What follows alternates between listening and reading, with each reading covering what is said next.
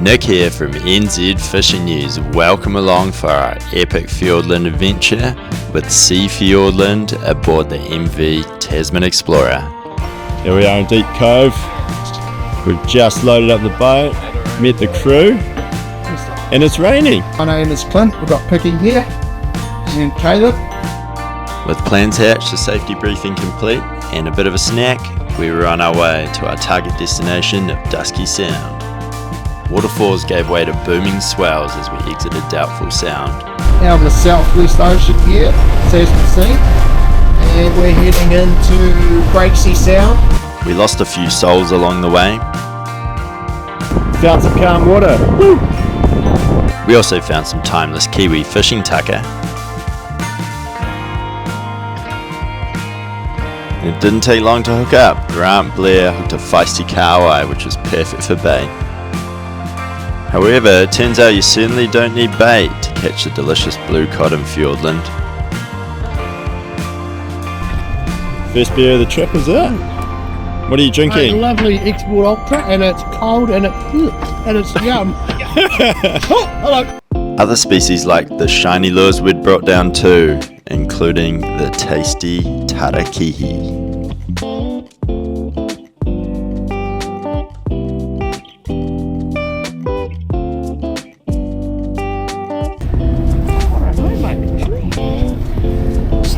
It was not a snapper. Next on the agenda was setting the cray pots. Clint gave the crew a detailed rundown, although some members looked a touch confused. If we look after the fishery by putting females back, and like I say, big breeding stock, we always put those back. When I first started coming in here, it was real easy to get a tank size crayfish, and in the last 20 years those tank size crayfish have got fewer and further between. They are still here, but nowhere near as many, and they're an old crayfish.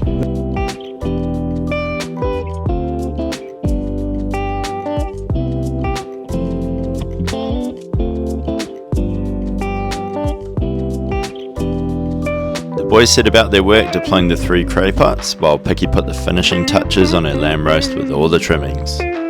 Absolutely beautiful. No sooner had we tucked up on our anchorage for the evening, we were greeted by a pod of Fiordland's resident bottlenose dolphins.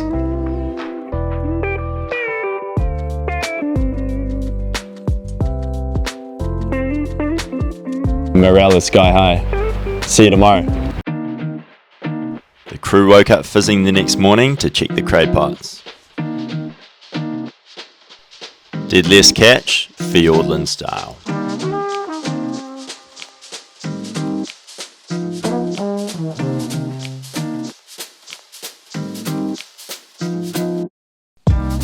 It's always an exciting moment when you see that first hint of red coming up in the pots. It wasn't merely a hint of red in these pots though, they were absolutely loaded with quality sized bugs. Yeah, up there. There you go. Down there. Yep. Through there. That's it. Holy shit! Woohoo! That's dodgy.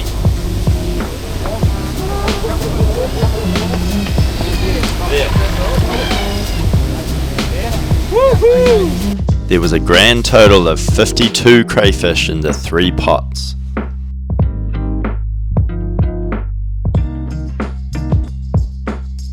We posed for a few photos, threw the big boys and females back, and kept enough for a feed. Once again, the lads became students as we learned how to dispatch and prepare the crays. So if we get that in there,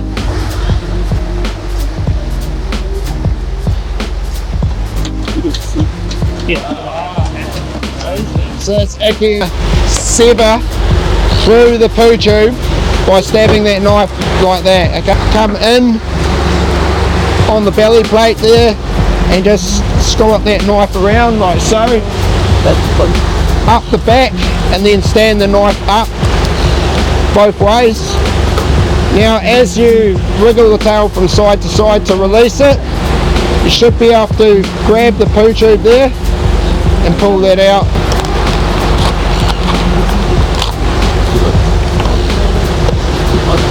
that's taken all the gills and everything off, and that there, if you get a plate load of those and set them up on a plate, that is the best crayfish sashimi you'll get. So what we're doing now is we're bleeding the crayfish in salt water, and it's extracting all that copper, so then they will actually keep well. The conditions had improved considerably from the day before, so it was time to get out along the coast and troll some lures for bluefin tuna. I've personally caught them 9 months out of the year. It starts off like sort of late December, early Jan, and we've got all the pups coming through, and they're generally around that, anywhere from 15 to 30 kilos. And then they progressively, what are we now, first day of April, so over the next few weeks I'd expect to start seeing some bigger fish coming in, and then May, that's when we start seeing them getting up around that 100 kilo mark easily. Pushing into, you know, July, August, then focus the energies more up into the Oki Trench out of Graham out there, and obviously they're starting to push above the 150, and last season we've seen one at the back of the boat that would have estimated around 180. We'll run always a Rapala type deep diver lure and skirts on top. It's disconcerting to be setting the lures 100 yards from land, but it's Fiordland. Wind is massive in Fiordland, so we've got such deep water out there. When the winds are onshore, even if the good water's out wide, generally we'll stay in close because that good water's pushed in. And we didn't have to wait long at all.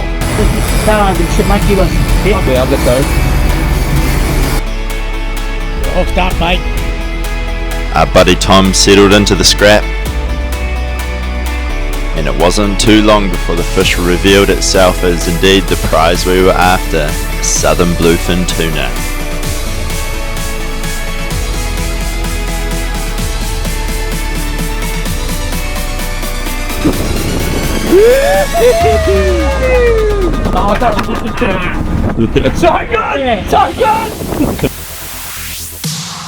We were hooked up again instantly after putting the lures out.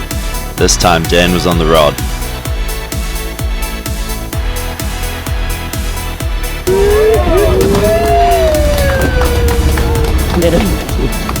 Oh yeah! Shot Dan! Care for the catch began straight away with the tuna bled, gutted and gilled. Later on, Clint demonstrated how to maximise the yield from these beautiful bluefin. Smoke that up, as always, you got no bone to deal with the all train. Injun simply couldn't help himself. And yes boy, it lived up to its reputation as one of the best eating fish on the planet. Compliments to Chef Picky.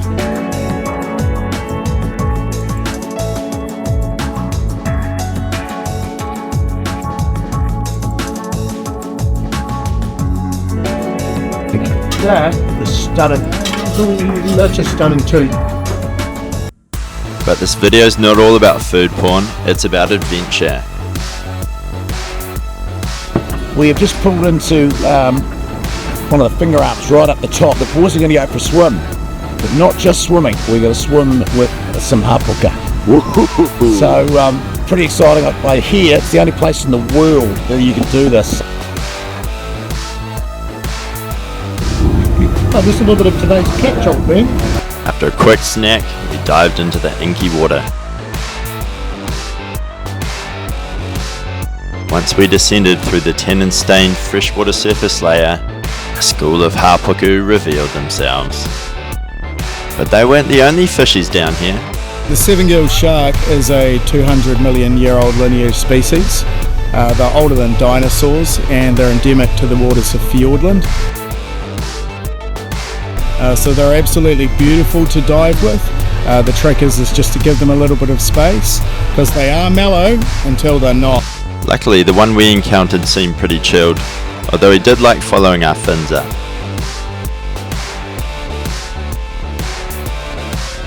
The boys were fizzing, but the diving was about to get even better. Well, we're in Dusky Sound and the boys are just about to jump in the water and have a dive. So we're going to go and have a look at the crayfish and all the other lovely species that we find here. And we're just trying to get into these wet, cold wetsuits. But yeah, this is great. It's going to be really good.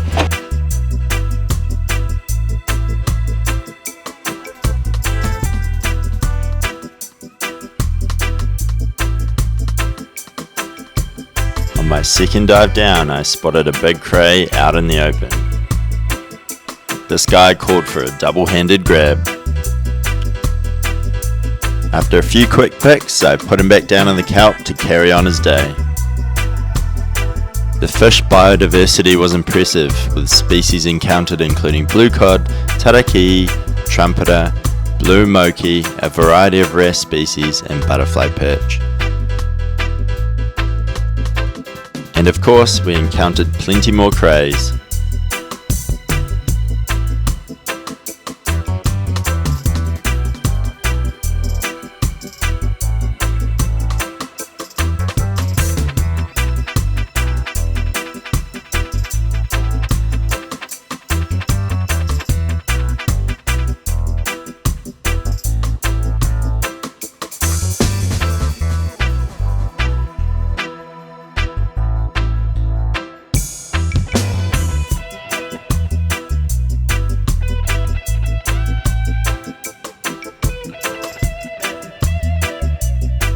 This bug got the better of me.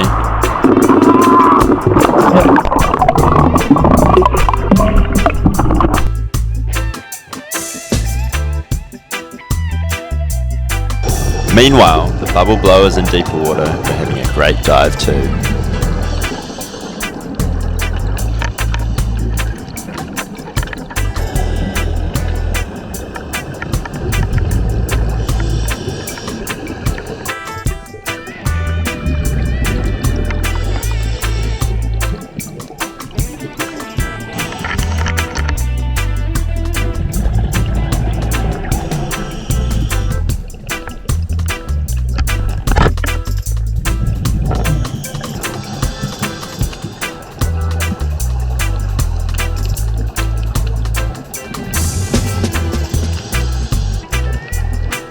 Fiordland's famous black coral, which is actually white, was also a highlight. With everyone hell-bent on making the most of our time here, we were off again, this time for another fish.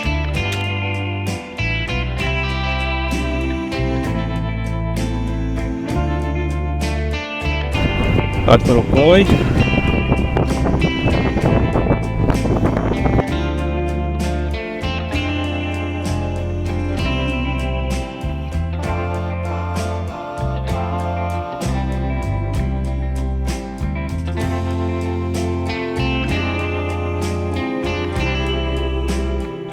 We then hooked into this absolute horse of a blue cod.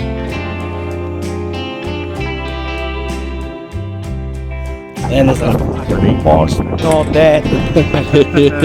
Pulled out of the depths of your PB. It's a PB by a mile.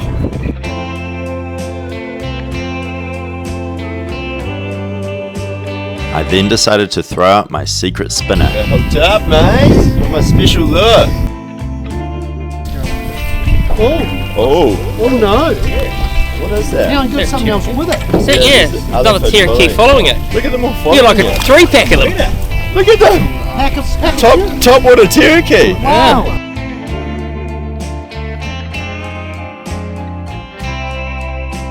Refueling time. We're suited and booted here for the final dive of our trip. There's some awesome looking country behind us. Viz looks great, so can't wait to get in the water. Once again, there were solid crays about in some seriously shallow water.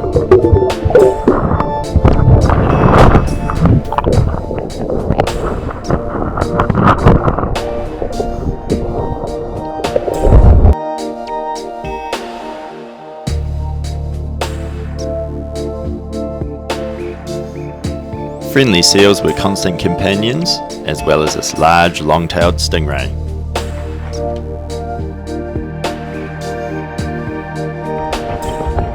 popped down to see how the scuba folk were tracking.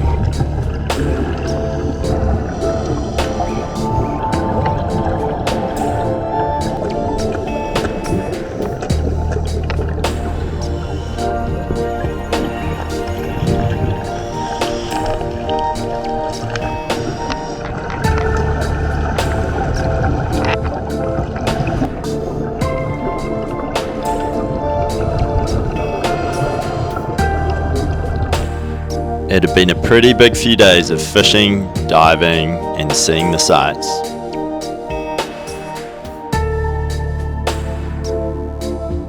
Our time in Fiordland was coming to an end, but we had some more epic kai to feast on.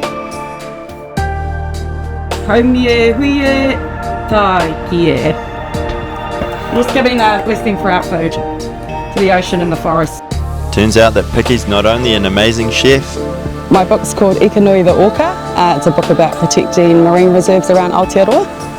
The choppers are on their way now. We're finishing up our awesome epic adventure with SEA Fiordland. We've had an incredible experience, caught lots of fish, had the best diving of my life.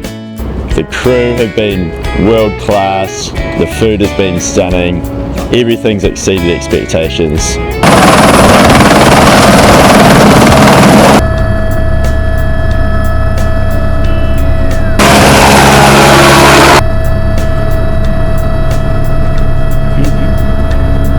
Thanks for watching this NZ Fishing News production. We'll catch you on the next one.